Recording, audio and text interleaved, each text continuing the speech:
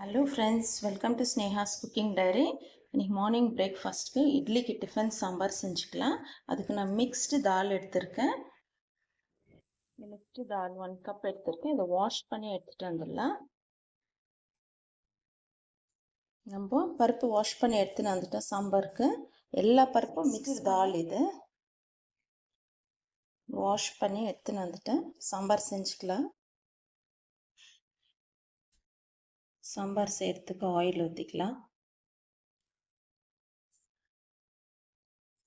கடுகு போட்டுக்கலாம்.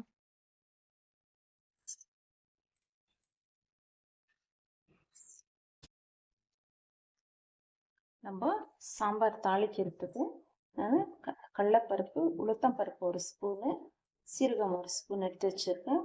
கொஞ்சமாக வெந்தயம் எடுத்து வச்சுருக்கேன். அப்புறம் ஒரு 7 காஞ்ச மிளகாய் எடுத்து நான் கட் பண்ணி வச்சுருக்கேன் ஸ்மால் பீசஸாக.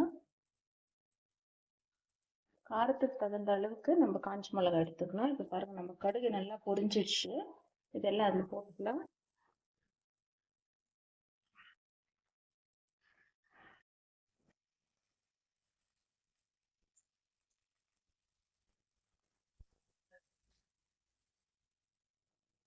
சாம்பார் வெங்காயம் எடுத்து உரிச்சு வச்சுருக்கேன். இதையும் போட்டுக்கலாம்.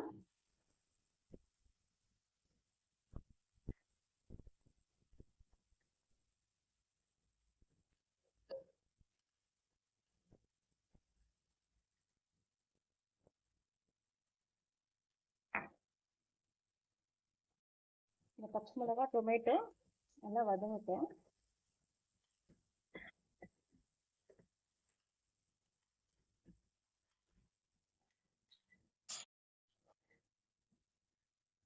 உப்பு போட்டுக்கலாம்.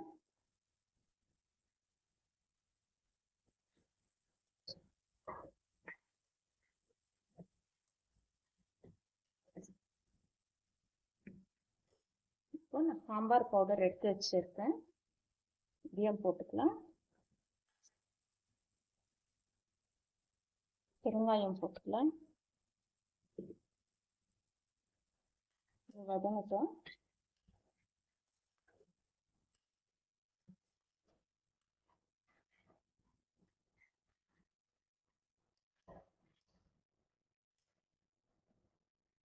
இப்போ நம்ம வாஷ் பண்ணி வச்சிருக்கேன் இந்த பருப்பெல்லாம் போட்டுக்கலாம்.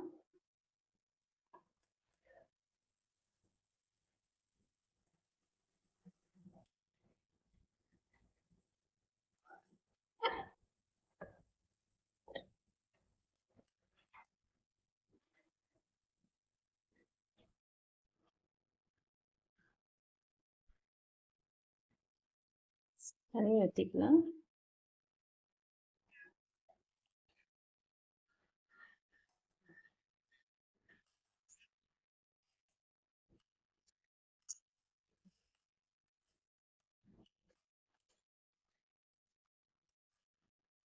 இப்போ இந்த பருப்பெல்லாம் குக் ஆகி வரட்டும்.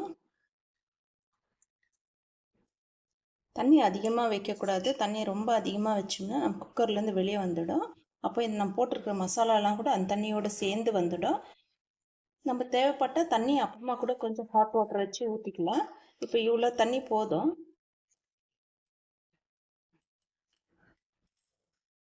பருப்பு வேகட்டும்.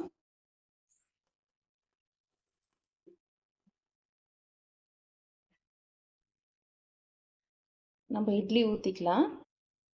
ஆல்ரெடி நம்ம சேனலில் இட்லிக்கு நம்ம எப்படி ஊற வைக்கிறதுன்னு மெஷர்மெண்ட்டோடு நான் இட்லி செய்து காமிச்சிருக்கேன். ஊற வச்சு அரைச்சி செஞ்சுருக்கேன்.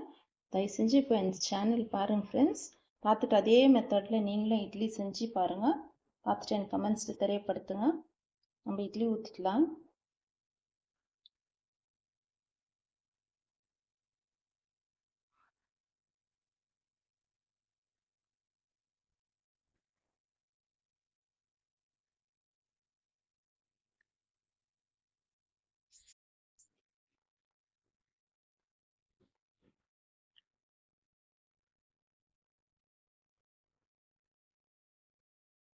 ஓகே, நம்ம இட்லி ஊற்றி வச்சுட்டோம்.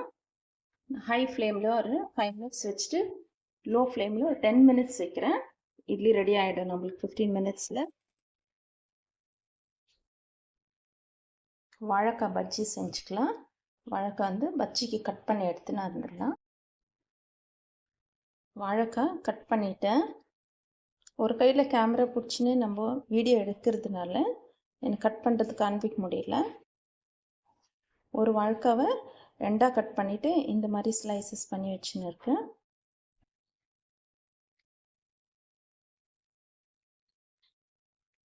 இப்போ பஜ்ஜிக்கு மாவு மிக்ஸ் பண்ணிக்கலாம். கடல மாவு போட்டுக்கலாம்.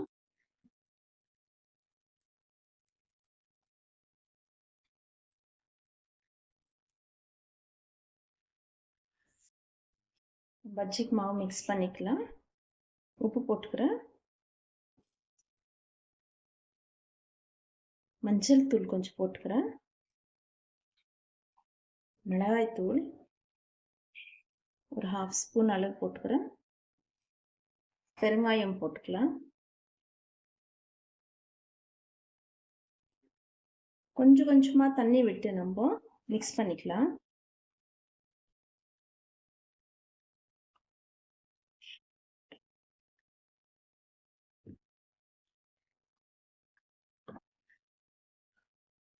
கொஞ்சம் கொஞ்சமாக தண்ணி விட்டு பஜ்ஜி மாவு பதத்துக்கு நம்ம மிக்ஸ் பண்ணிக்கலாம்.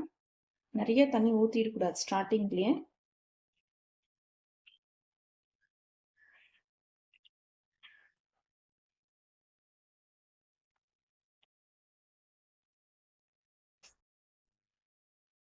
மிக்ஸ் பண்ணிட்ட பிறகு இந்த மாதிரி இருக்குது. இன்னும் கொஞ்சம் தண்ணி ஊற்றிக்கலாம்.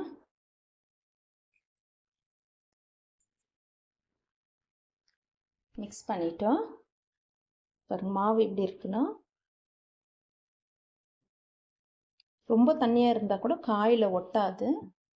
இப்போ நான் குக்கிங் சோடா மாவு போடுறேன். 1 பிஞ்ச் அளவு போட்டால் போதும். சீரகம் தூள் கொஞ்சம் போடுறேன். அவ்வளோதான். இப்போ இதை மிக்ஸ் பண்ணிக்கலாம்.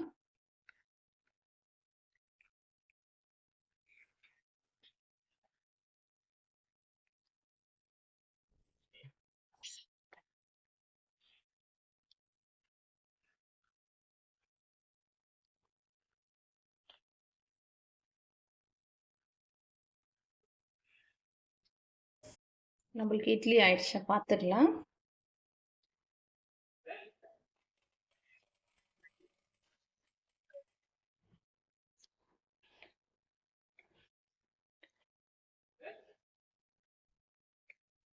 இட்லி குக் ஆயிடுச்சு. நான் சொன்ன மாதிரி 15 மினிட்ஸ் விட்டேன். குக் ஆயிடுச்சு. நம்ம சாம்பார் ரெடி ஆயிடுச்சு.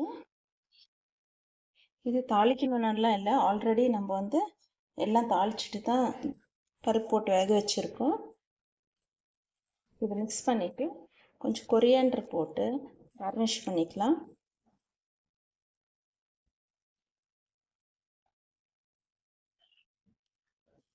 இந்த ஸ்டேஜில் தேவைப்பட்டால் நம்ம கொஞ்சம் தண்ணி ஊற்றிக்கலாம். நம்மளுக்கு எவ்வளோ வேணுமோ கன்சிஸ்டன்சி, திக்காக வேணுமா இல்லை இன்னும் கொஞ்சம் தண்ணி ஊற்றி தண்ணியாக வேணுமா, நம்ம வந்து தண்ணி ஊற்றி நம்ம சரி பண்ணிக்கலாம். ஹாட் வாட்டர் தான் ஊற்றுனேன். இப்போ நான் கொரியாண்டர் லீவ்ஸ் போட்டு கார்னிஷ் பண்ணிக்கிறேன். இது இட்லியோடு நம்ம சர்வ் பண்ணிக்கலாம்.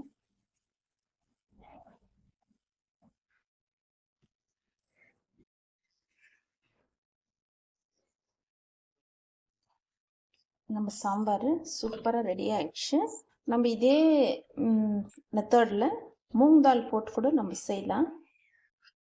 இட்லி தோசைக்கு ரொம்ப நல்லாயிருக்கும். மார்னிங் டைம்ஸு, நைட் டிஃபனுக்கு கூட நம்ம சூடாக இந்த மாதிரி செஞ்சு சாப்பிடலாம்.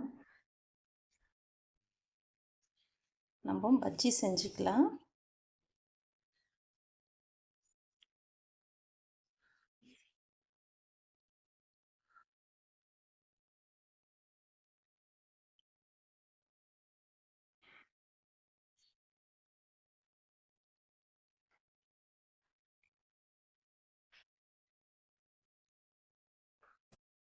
பஜ்ஜி செய்கிறதுக்கு ஆயில் ஊற்றி வச்சுருக்கேன். ஆயில் ஹீட் ஆயிடுச்சு.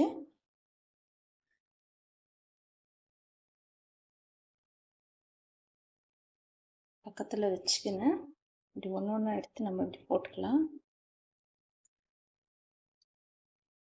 எண்ணெய் இன்னும் கொஞ்சம் சூடாகணும்.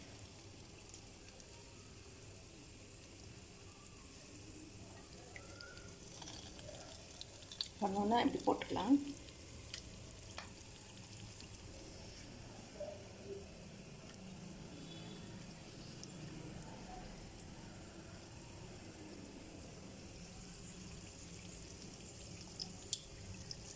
கை உஷாராக இருக்கணும் போடும்போது, ஆயிலில் போடும்போது.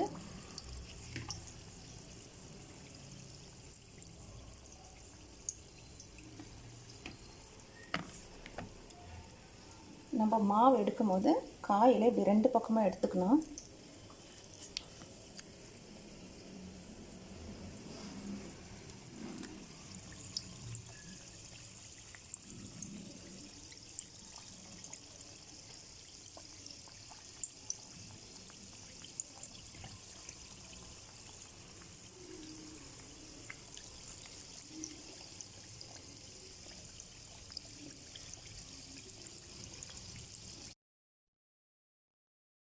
நம்ம பஜ்ஜி திருப்பி விட்டுக்கலாம்.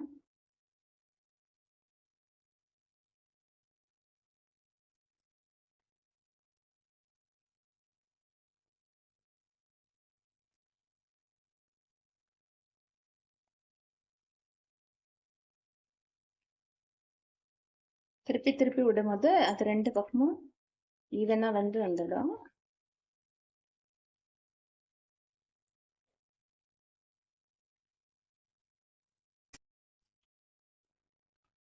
பஜ்ஜி ரெடி ஆயிடுச்சு.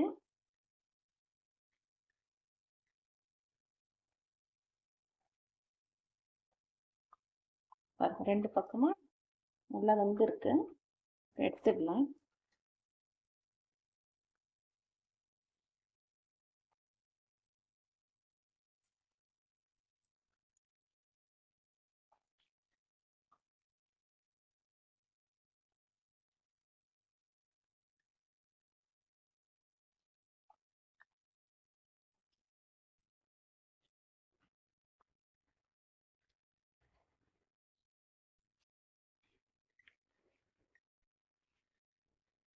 ஓகே, ஒரு செட்டு முடிஞ்சிடுச்சு.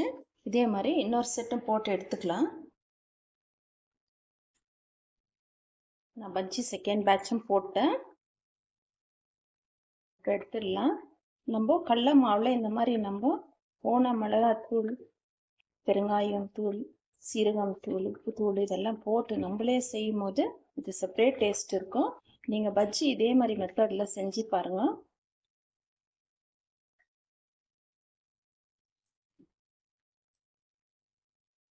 பஜ்ஜி ரெடி ஆயிடுச்சு.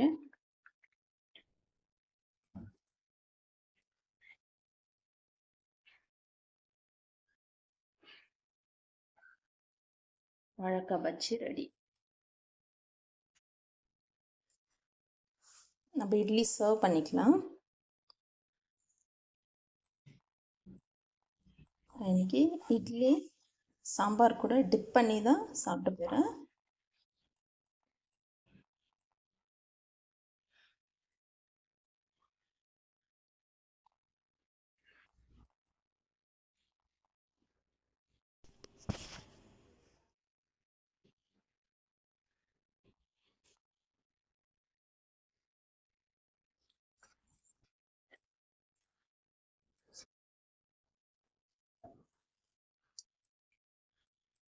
சாம்பார் எடுத்து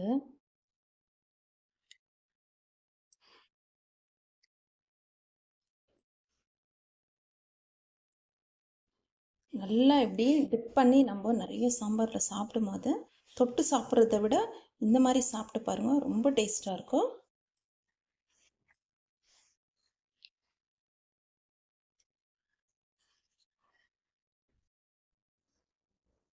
ஓகே ஃப்ரெண்ட்ஸ், நம்ம இட்லி சாம்பாரோட டிப் பண்ணி சாப்பிட்லாம். கூட பஜ்ஜி வச்சுன்னு சாப்பிட்லாம். இதே மாதிரி நீங்களே செய்து சாப்பிட்டு என்ஜாய் பண்ணுங்க ஃப்ரெண்ட்ஸ். தேங்க்ஸ் ஃபார் வாட்சிங். பாய்.